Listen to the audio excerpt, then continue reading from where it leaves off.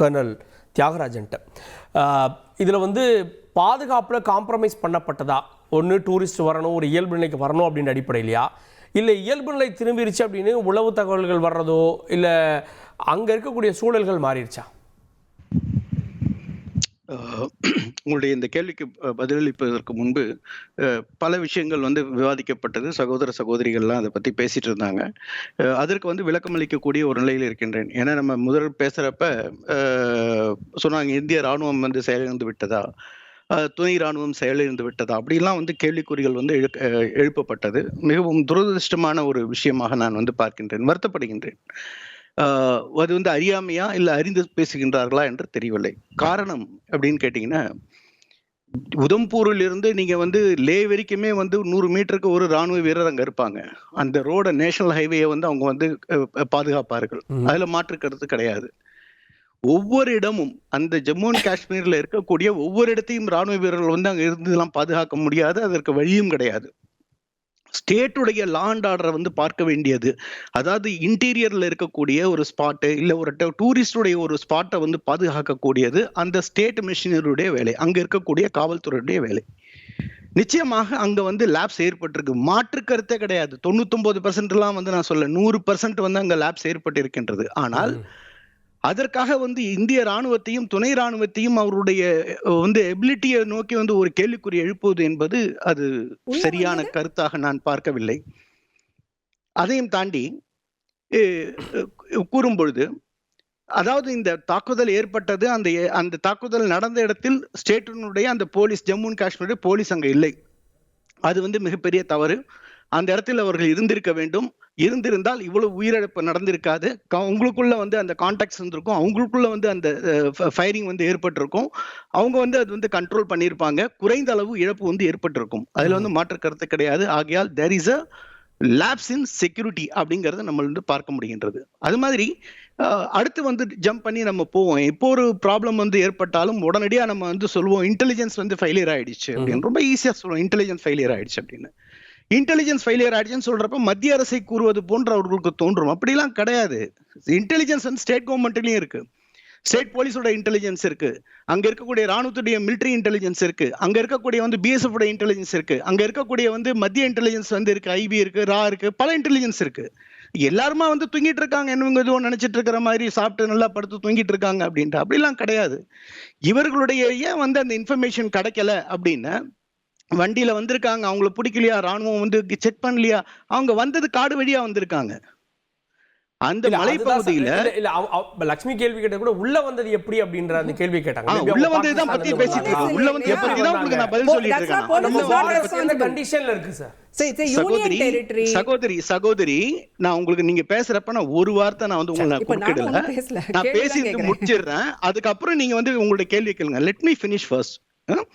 So அங்க வந்து வந்திருக்கக்கூடிய தீவிரவாதிகள் 6 பேர் அப்படின்னு சொல்றாங்க. 2 பேர் இந்தியாவை சேர்ந்தவர்கள், 4 வந்து பாகிஸ்தானை சேர்ந்து 2017 பாகிஸ்தானுக்கு சென்று ட்ரைனிங் பெற்று இப்ப வந்திருக்காங்க அப்படின்னு வந்து உளவுத்துறை கொடுத்து அவங்களுடைய பேரும் வந்து வெளியிட்டு விட்டார்கள். இப்பொழுதுக்கு என்ன பார்க்கணும் அப்படின்னா, அவங்க எப்படி உள்ளுக்குள்ள வந்தாங்க? இன்ஃபில்ட்ரேட் ஆகி வந்தது அவங்க வந்து டோடா டிஸ்ட்ரிக்ட்ல இருந்து வந்திருக்காங்க. அவங்க டோடா டிஸ்ட்ரிக்ட் கிஸ்துவார் மலையில இருந்து ஏறி அது பின் வழியாக வந்திருக்காங்க. இவங்க ஏதோ நேஷனல் ஹைவேல வந்து ஏர்போர்ட்ல இறங்கி அங்கேருந்து வந்து கார்ல வந்து அங்கேருந்து 2 வீலர் பிடிச்சிட்டு வரலாம் இல்ல. அவங்க வந்தது வந்து பீர்பஞ்சால் ரீஜன்ல இருந்து கிறிஸ்துவாருடைய அந்த மலையில வழியா வந்து அவங்க வந்து பீர்பஞ்சால் ரேஞ்ச் வழியா வந்து அவங்க வந்து அந்த காட்டுக்குள்ள இருந்து உள்ள வந்து வந்திருக்காங்க. நிச்சயமாக லோக்கல்ல இருக்கக்கூடிய ஒரு உதவி அவங்களுக்கு கிடைச்சிருக்கு. அது யாரு என்ன என்பதை பார்க்க வேண்டும். அதுல ஏதாவது அரசியலினுடைய ஏதாவது உதவி இருக்கின்றதா? அரசியல் அமைப்பினுடைய லோக்கல்ல யார் வந்து சிம்பத்தைசர் யார் இருந்தாங்க, லோக்கல் சப்போர்ட்டர்ஸ் யார் இருந்தாங்க, யார் வீட்டுல தங்கி இருந்தாங்க, எவ்வளவு நாள் தங்கி இருந்தாங்க, இந்த இடத்த வந்து முதல்ல வந்து ரேக்கி பண்ணியிருப்பாங்க. இந்த இடம் எப்படி தேவையானது, எப்படி நம்ம அட்டாக் பண்ணலாம், என்னைக்கு அட்டாக் பண்ணலாம், எப்ப வந்து அங்க போலீஸ் இல்லாம இருப்பாங்க அப்படின்னு அந்த வேவ் எல்லாம் பார்த்து அந்த இடத்த வந்து அவங்க ரேக்கி பண்ணி தான் போய் அட்டாக் பண்ணுவாங்க. திடீர்னு ஒரு நாள் போய் அட்டாக் பண்ணிட மாட்டாங்க. சோ இவ்வளவு இந்த வெல் பிளான்டு நடந்ததுக்கு பின்னாடி யார் வந்து இருக்கின்றார்கள்? ஆனா பல வந்து கட்ட புலன் விசாரணைகள் வந்து இதுல வந்து நடக்கும். ஆகையால் நம்ம வந்து இந்த மிகவும் ஒரு வலியில் இருக்கும் பொழுது, இந்தியா வந்து மிகப்பெரிய ஒரு வலியில வந்து துடிச்சிட்டு இருக்கிறப்ப நம்ம விரல் காட்டுவது, ஒருத்தர் மேல ஒருத்தர் விரல் காட்டுவது என்பது வந்து தவிர்க்கலாம் அப்படின்னு நான் வந்து நினைக்கிறேன். இன்னொரு ஆட் பண்றேன். நான் வந்து காங்கிரஸை வந்து நான் வந்து பாயிண்ட் அவுட் பண்றேங்கிறதுலாம் ஒன்றும் கிடையாது. மீடியால வந்து நான் படிச்சப்ப ரொம்ப மனவேதனை அடைஞ்சது எனக்கு. என்ன வேதனைன்னா திரு ராபர்ட் வாத்ரா வந்து ஒரு ரோ வந்து ஸ்பார்க் பண்றாரு.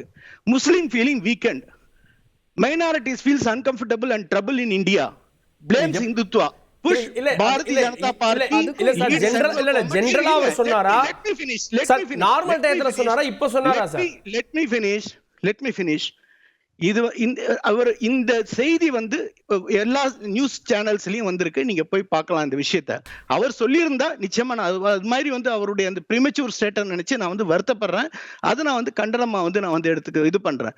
இல்ல ஏதாவது பொய்யா மெசேஜ் கொடுத்திருக்காங்க அவருடைய பெயரை வந்து இது பண்றது, கொச்சைப்படுத்துவதற்கு அப்படின்னா நிச்சயமாக அதை வந்து நானும் கண்டிக்கின்றேன். அது மாதிரி கொச்சைப்படுத்துவர்களையும் நான் வந்து கண்டிக்கின்றேன். ஆனால் ஒரு ஒரு ஒரு தேர்ந்த ஒரு நல்ல மனிதர், ஒரு இந்தியாவில் பிறந்தவர், ஒரு இந்தியாவை நேசிக்கின்றவர், இந்திய சகோதரத்துவத்தை நேசிக்கின்றவர், இது மாதிரி வந்து இந்த அதாவது வந்து act of checking identities, killing Hindus is a message to prime minister அப்படின்னு வந்து சொல்லியிருக்கிறதா வந்து சொல்லியிருக்காங்க. I am not sure, it's a media message. நான் ஒன்னும் பக்கத்துல இருந்து கேட்கல. பட் however, if சப்போஸ் இது வந்து திரு ராபர்ட் வாட்ரா அவர் சொல்லி இருந்தால் அது வந்து கண்டனத்திற்குரியது. அவர் சொல்லவில்லை என்றால் இது மாதிரி பெடலிங் யாராவது பண்ணிருக்காங்க அப்படின்னா அதுவும் கண்டனத்திற்குரியது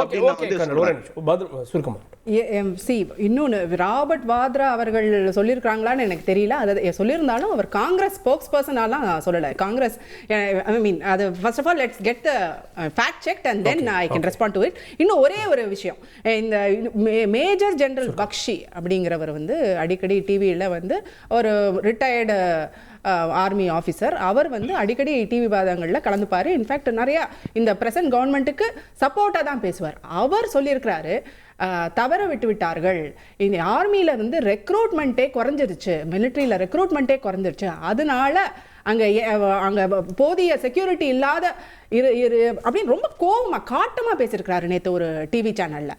ஸோ இதெல்லாம் நான் அதான் அகெயின் அவர் சார் சொன்ன மாதிரி this is not to point fingers, but இந்த லேப்ஸை நம்ம அசஸ் பண்ணாதானே நம்ம வந்து அடுத்த முறை இது நடக்காத திருத்த முடியும். என்ன ரொம்ப மே மாதம் நல்ல பீக் டூரிஸ்ட் மாதம், நம்ம இப்போ தான் பேசிட்டு இருக்கோம் டூரிஸ்ட் சீசன். அப்படி இருக்கிற பொழுது அந்த மக்களுக்கு இப்போ இந்த சம்பவத்துக்கு அப்புறம் காஷ்மீருக்கு சீசனே இல்லை. இந்த சம்பவத்துக்கு அப்புறம் அப்படி I don't want to give up like that. ஏதா அந்த மக்களோட வாழ்வாதாரமே இதை நம்பி தான் இருக்கு.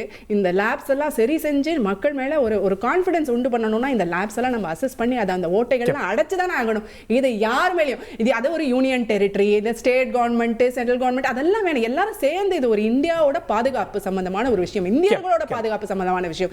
எல்லாரும் சேர்ந்து அந்த அங்க இருக்கிற யூனியன் டெரிட்டரியோட ஏஜென்சிஸா இருக்கட்டும், சென்ட்ரல் ஏஜென்சிஸா இருக்கட்டும், மிலிட்டரியா இருக்கட்டும், இன்டெலிஜென்ஸ் ஏஜென்சி, எல்லாரும் சேர்ந்து நம்ம மக்களை வந்து பாதுகாப்பா வைக்கணும் அப்படிங்கிறது தான் எங்களோட தாழ்மையான வேண்டுகோள். அதாவது இப்போ எல்லாருக்குரிய கருத்து, அதுவும் கர்னல் மிக தெளிவாக பேசினார். ரொம்ப மனசை தொடுற மாதிரி இருந்த ஒரு கருத்துக்கள். இன்றைக்கு இருக்கிற நம்ம நாட்டின் துக்கம் இது, ஒவ்வொரு வீட்டின் துக்கம் இது. நம்ம வீட்டின் சகோதர சகோதரிகளை இழந்திருக்கிறோம். அது வந்து எல்லாருக்கும் தெரியும். மத அடிப்படைவாதிகள் மதத்தின் பெயரால் கொண்டிருக்கிறார்கள் என்ற செய்தி மனதை மிகவும் வருத்துகிறது. எல்லாத்துக்கும் மேலே இத்தனை நாட்கள் ஒரு கல்லறி சம்பவம் கூட இல்லாமல் பார்த்து கொள்ளப்பட்டது.